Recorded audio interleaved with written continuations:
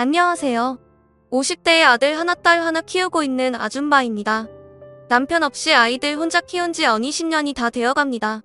남편은 애들 기억 속에서도 제 기억 속에서도 항상 참 좋은 사람이었죠. 가족 먹여 살린다며 밤낮으로 일도 열심히 다녔고 아들과 딸에게는 둘도 없는 다정한 아빠였어요.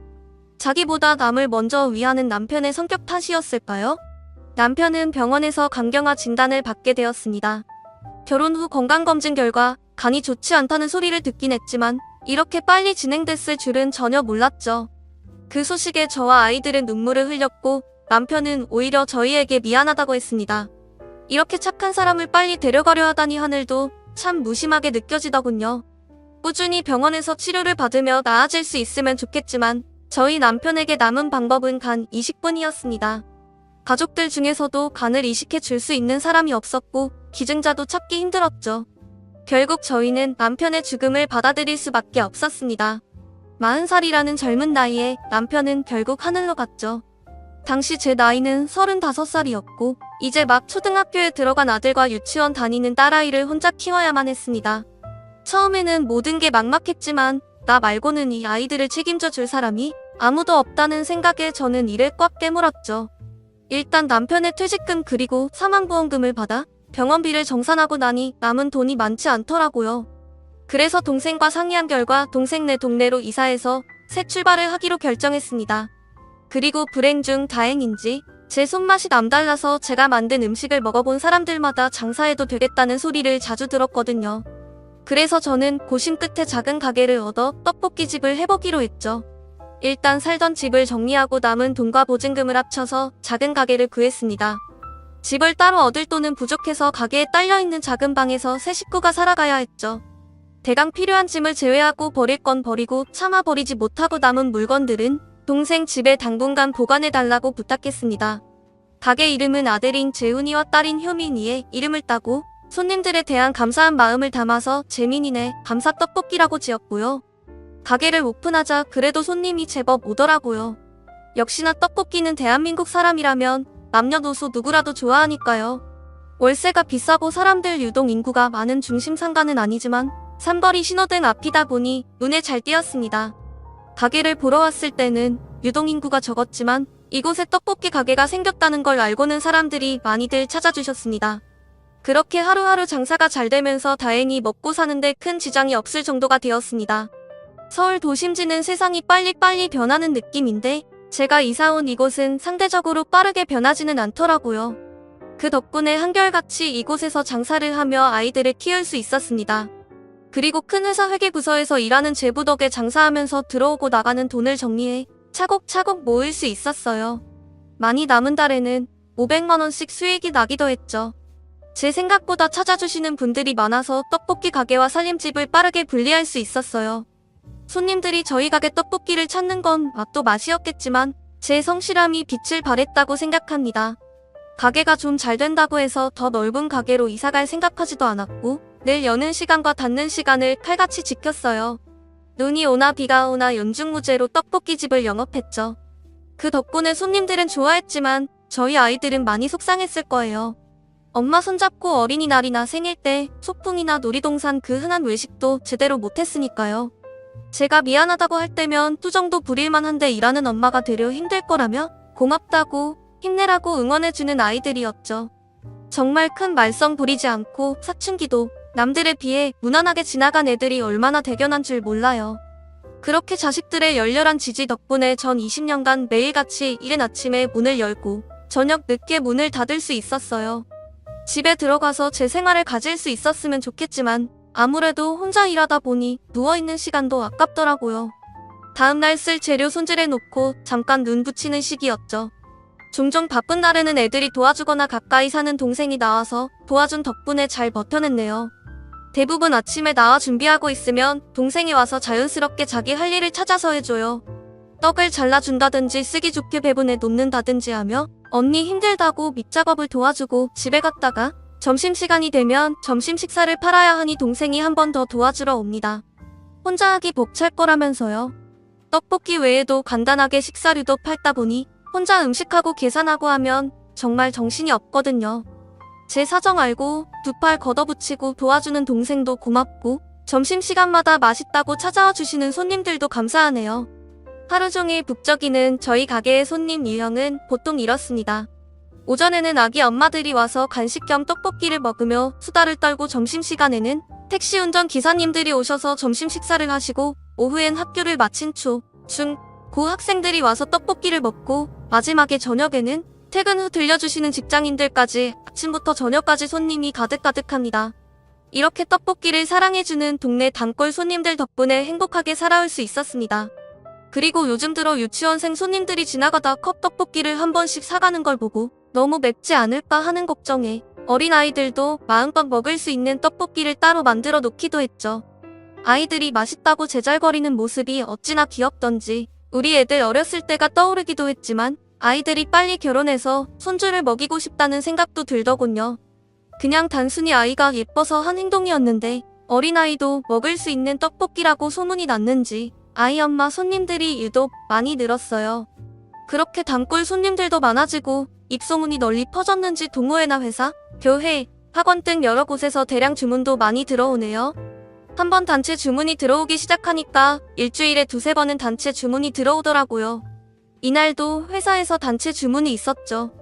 혼자 감당할 수 없는 양일 것 같아서 학교 가기 전에 딸과 아들에게 도움을 청했습니다. 확실히 도와주는 사람이 있으니 준비 시간이 확 줄어들더라고요. 오늘 단체 주문하신 분은 단골 손님 중 한 분이셨죠. 맛도 맛이지만 불친절하면 안 되고 그리고 가장 좋은 방법은 손님들과의 적당한 대화가 중요하더군요. 단골로 만드는 데는 소통만 한 게 없습니다. 이 손님은 이 동네분은 아니셨어요. 처음 오신 날 잔뜩 사가셨는데 그 뒤로 며칠 연속으로 떡볶이랑 튀김이랑 순대 등등 여러 메뉴를 10인분 넘게 사시길래 손님에게 물었죠. 아니, 내일 무슨 떡볶이만 이렇게 많이 사가세요. 저는 장사가 잘 돼서 좋지만요.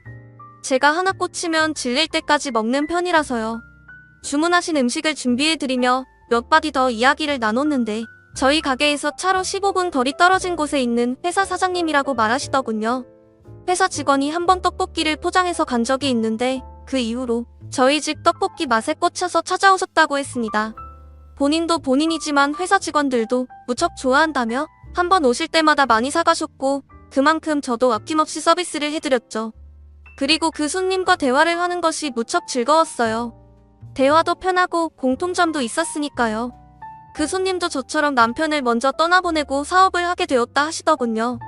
저는 그분처럼 회사를 일군 건 아니지만 남편을 떠나보내고 혼자 장사하는 점이 비슷하다고 생각했는지 서로에게 공감대가 있었죠. 그리고 항상 단정한 머리와 흐트러짐 없는 복장이 무척 인상적이었습니다. 제 또래 같은데 멋지게 사는 것 같았어요. 하지만 장사하면서 항상 좋은 일만 있는 건 아니잖아요. 좋은 손님도 많이 있지만 힘든 손님은 어디나 있죠. 그 중에서도 제일 까다로운 손님은 동네 젊은 엄마들이에요. 물론 대부분 엄마들이 그런 건 아니에요. 하지만 꼭 힘들게 하는 무리들이 한 번씩은 나타나더라고요. 물론 무리지어 다니는 걸 뭐라는 건 아닙니다.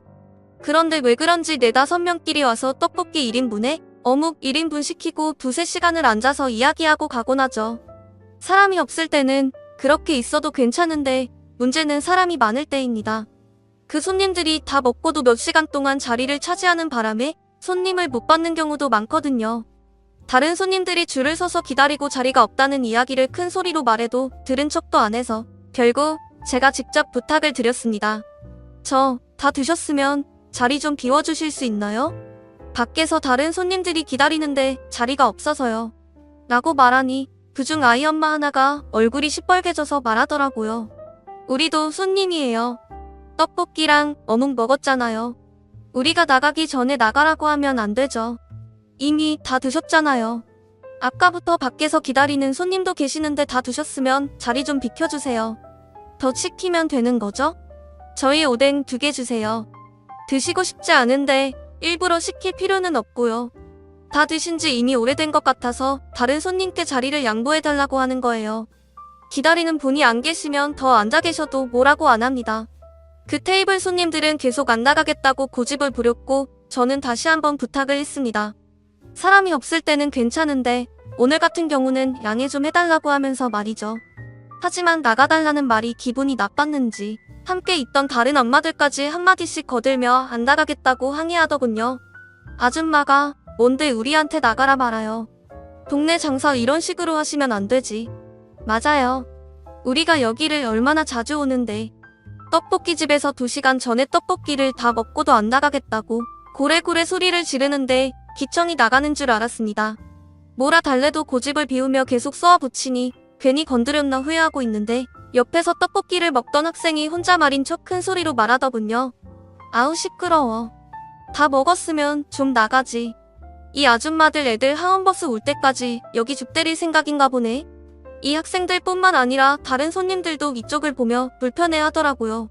이런 경우는 처음이라 어쩔 줄 몰라 하고 있는데 학생의 말에 기분이 상했는지 이번에는 그 학생에게 불똥이 튀겼습니다. 학생 지금 뭐라 그랬어?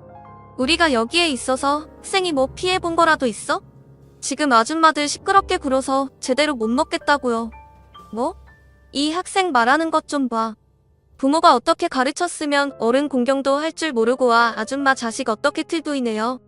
요즘 아줌마들 같은 사람들을 뭐라고 하는 줄 아세요? 학생들이 지지 않고 대들며 한 말에 자극을 받았는지 애기 엄마들은 학생에게 삿대질까지 해가며 소리를 지르더군요.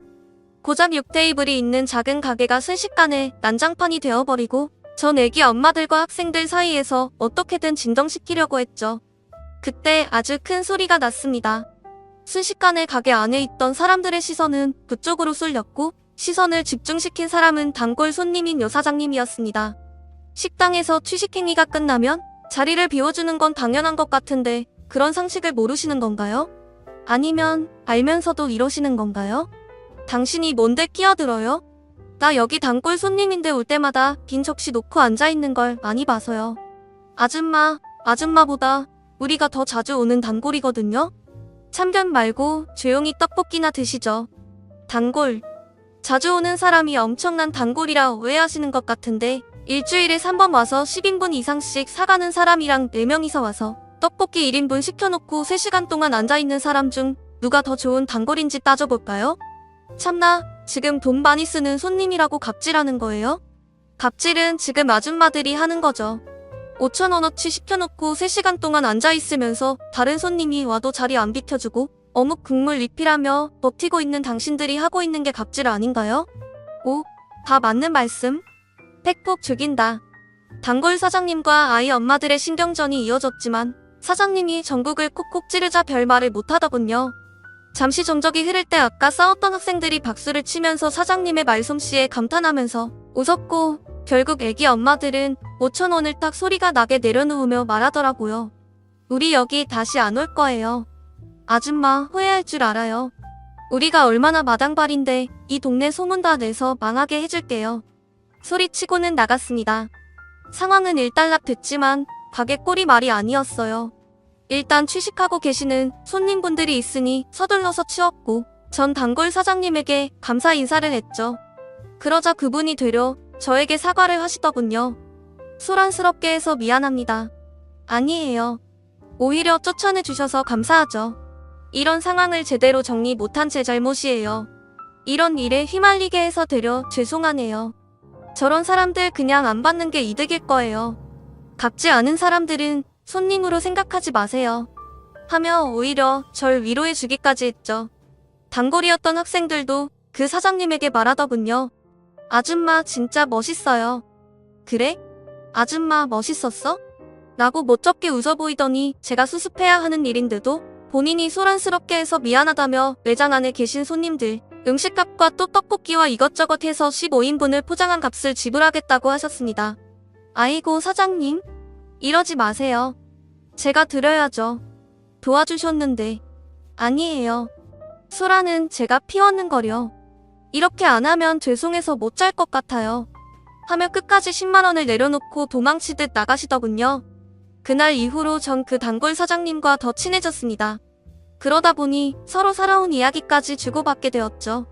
사장님은 어떤 날은 와서 제가 살아온 이야기를 들으며 찔끔찔끔 눈물을 흘리기도 하고 어떤 날에는 단골 사장님이 살아온 이야기를 듣다가 제가 펑펑 울기도 했네요. 과부의 마음은 과부가 안다고 혼자 얼마나 힘들었는지 알기 때문에 더 가슴이 먹먹했습니다. 남편 죽고 일만 하다 보니까 친구도 하나도 없어요. 같이 일하는 직원들은 있지만 젊은 사람들이 나이 먹은 사람 살아온 이야기 듣는 거 좋아하나요? 내 딸도 내 마음을 모르는데 그래도 사장님 자식들은 엄마 마음을 많이 이해하는 것 같아요. 애들 정말 잘 키우신 분 같네요. 라며 엄마로서 최고의 칭찬을 해주더군요. 누군가 그동안 힘들었던 세월을 알아준다니 모두 보상받는 느낌이었죠. 만년에 좋은 친구도 생기고 저는 확실히 인복이 있는 사람인 것 같았어요. 그러니 이렇게 좋은 사람들이 찾아와 떡볶이로 아들, 딸 잘 키워서 모두 대학에 보낼 수 있었겠죠. 그리고 아들은 무사히 대학까지 졸업을 하고 재작년에 좋은 회사에 취직을 했습니다. 물론 아이들은 사춘기 시절에는 친구들 앞에 엄마가 떡볶이를 파는 것을 부끄러워했던 시기도 있었지만 2년간의 사춘기가 무사히 지나가고 난 뒤로는 주말이면 저희들이 번갈아 가며 가게에 나와서 엄마를 도와주는 착한 아이들이에요. 그런데 아들은 요즘 같은 회사에서 만난 아가씨와 연애 중이라 예전만큼 가게 일을 도와주지 못했죠. 아들이 가게 일을 도와주는 것보다 장가가는 것이 더 중요했던 저는 가게에 나오지 말고 데이트하러 나가라며 등을 떠밀기도 했네요. 그리고 아들이 연애한 지 1년 정도가 됐을 때 두 사람은 결혼하기로 했다 했고 지난달에는 고운 며느리 감을 데려와 저와 딸에게 인사를 하고 갔죠. 그러나 저는 며느리 감이 인사를 다녀가고 난 뒤 마음 한켠이 무거워졌습니다. 오빠 데려간다는 사람이 다 나타나고 정말 착한 사람인가 봐. 엄마 오빠는 빨리 장가 보내고 우리 둘이 살자. 어두운 제 표정을 본 딸은 혹시라도 며느리가 마음에 안 들어서 그러는 줄 아는지 그 아가씨 편을 열심히 들더군요. 하지만 제가 걱정하는 부분은 며느리 될 사람의 집안이 꽤 부잣집인 것 같다는 것이었습니다. 며느리가 살고 있다는 지역은 시세를 대충 들어보니 저희와 다르게 엄청 비싼 곳에서 살고 있었으니까요. 우리 집에 와 보고 많이 실망했을 수도 있고 아빠 없이 자랐다고 무시당하는 거 아닐지 걱정됐습니다. 그리고 아들과 딸 시집장가 보낼 때를 대비해 통장에 꽤 많은 돈을 모아놨다고 생각했는데 저런 집안의 아가씨면 턱없이 부족하겠구나 싶어 한숨만 나오더군요. 그래서 동생에게 이 고민을 털어놓으니 동생은 절대 그런 일 없을 거라며 호언장담을 하더군요. 아이고 별 걱정을 다해. 재훈이가 그런 아가씨 데려왔으려고? 그리고 집안 차이 어쩌고 하면 내가 도와줄 테니까 걱정하지 마 하면서 상견례 때 입을 옷은 있냐고 해서 딸에게 가게를 맡기고 오랜만에 백화점에서 옷 한 벌 사 입었습니다. 동생이 함께 가서 골라줬는데 무척 곱더라고요. 동생은 새 옷 입고 어깨 펴고 당당하게 행동하라고 했지만 어쩐지 자꾸 주눅이 드는 것은 어쩔 수 없었습니다. 그렇게 걱정스러웠던 상견례 날짜가 잡혔고 예약 식당도 고급스러운 한정식 집이라 전날에는 잠도 제대로 못 잔 것 같아요. 동생은 가게 걱정은 말고 잘 다녀오라고 했습니다. 아들은 여자친구와 그곳으로 온다고 했고 저와 딸은 미용실에서 머리도 한 뒤 단정하게 차려입고서 예약된 식당으로 향했습니다. 이런 고급 식당은 처음이라 어떨지 몰라서 당황하는데 딸이 평상시처럼 행동하라고 저를 잡아주더군요. 최대한 평정심을 찾아서 직원이 안내하는 방 앞에 섰죠. 그리고 미닫이 문이 열리자 안에 계신 사람들이 벌떡 일어나서 저를 맞이해 주시더군요. 저도 고개 숙여서 처음 뵙겠습니다 하고 인사를 했는데 고개를 드는 순간 벌어진 입을 다물 수가 없었습니다. 낯익은 사람이 그곳에 서 있더군요. 바로 저랑 친구이자 단골인 여사장님 말이죠. 사돈 어서오세요 하며 밝게 웃으면서 저를 반겨주는 단골 사장님에게 간신히 말할 수 있었습니다. 아니 사장님이 여기 어떻게. 제가 미연이 엄마 되는 사람입니다. 저는 그 말에 어쩔 줄 몰라 허둥지둥했네요. 제가 부잣집 딸이라는 말에 기가 죽어서 며느리 될 사람의 얼굴을 제대로 보지 못했더군요. 아들 여자친구의 얼굴에 단골 사장님의 얼굴이 많이 보였는데 말이죠. 아휴, 제가 알아보지도 못하고 그동안 그 사장님에게 말한 내 과거 이야기 등이 머릿속을 빠르게 지나가면서 민망하기도 하고 혹시 내 아들 흠잡힐 짓을 한 건 아닌가 하는 걱정이 되기도 했죠. 하지만 그런 생각에 빠져있는 저를 보고 사장님은 말씀하시더군요. 저희 미연이 마음에 드시면 결혼 진행시키시죠. 저는 재훈이가 제 사위가 되는 것도 사장님이 제 사돈이 되는 것도 대환영입니다. 사돈처럼 인정스럽고 복 많으신 분이 어디 있을까요? 제 딸 많이 부족합니다. 그런데 다른 건 몰라도 절 닮아서 사람 보는 눈은 아주 좋아요. 그러니까 재훈이를 바로 잡은 거죠. 허허허 하며 황하게 웃으시더군요. 이야기를 들어보니 처음에는 사장님도 몰랐다고 했습니다. 재훈이가 인사 왔을 때 집안 이야기를 하다가 자신이 자주 찾는 떡볶이집 아들이라는 것을 알게 되었다고 하더군요. 사돈은 저와 지난 과거 이야기를 나눈 것도 많고 시어머니 되는 사람이 나와 같은 사람이라면 안심할 수 있겠다 생각했다고 하네요. 어찌 보면 딸 시집 보내기 전 저와 비슷한 고민을 하신 거겠죠. 저는 사돈이 재훈이 어머니라는 걸 아는 순간 이 결혼 찬성이었습니다. 물론 저도 반대할 이유는 없었어요. 사돈의 인품은 지난 시간 동안 충분히 알 수 있었으니까요. 제 걱정과 달리 좋은 사돈을 만나 아들과 며느리는 바로 결혼을 했습니다. 아들이 결혼할 때 보태주려고 돈을 모아뒀지만 아이들은 자신들의 힘만으로 하겠다며 아무 도움도 받지 않는다고 단호하게 말해서 사돈과 저는 그냥 예의 차원에서 서로 비슷한 수준의 선물만 주고 받았습니다. 그리고 결혼식은 주례가 없는 결혼식으로 했습니다. 요즘 그렇게 많이 한다고 하더군요. 둘 다 아버지가 없던 아이들이었기에 엄마들이 성혼선언문과 축사를 읽어주기로 했는데 말주변이 없는 전 성혼선언문을 낭독했고 사돈이 축사를 읽었죠. 그리고 그 축사 중에 가장 인상 깊었던 부분이 있었습니다. 혼자 키운 딸 미연이가 이렇게 귀한 집안과 인연을 맺을 수 있게 되어 진심으로 영광입니다. 저 역시 사위 재훈이를 아들처럼 보듬어주겠습니다. 그 말에 저는 눈물을 흘렸습니다. 저도 이렇게 좋은 인연을 맺을 수 있어서 영광스러웠죠. 사돈의 축사를 들으며 무척 행복했습니다. 그렇게 아들러의 결혼식이 끝나고 전 다시 일상으로 복귀했고 여전히 떡볶이집을 하고 있습니다. 여전히 일주일에 3번씩은 떡볶이를 사가고 있죠.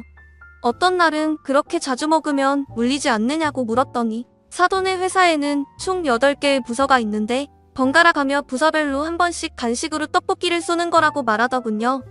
직원들 모두 사장님이 쏘는 떡볶이 데이를 가장 좋아한다고 하네요.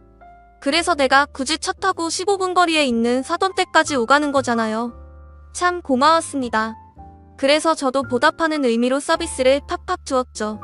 그리고 추가로 덧붙이자면 사돈이 물리쳐준 그때 그 애기 엄마들은 지역 커뮤니티에 우리 가게에 대한 안 좋은 글을 써서 올리긴 했지만 그때 함께 있던 여학생들이 그날 소동을 카메라로 촬영했었고 제법 상세하게 반박글을 적어 올렸던 모양이더군요. 사람들은 저희 가게에 안 좋은 글을 올리네 엄마들을 질타했고 결국 본인들 손으로 그 글을 삭제했습니다.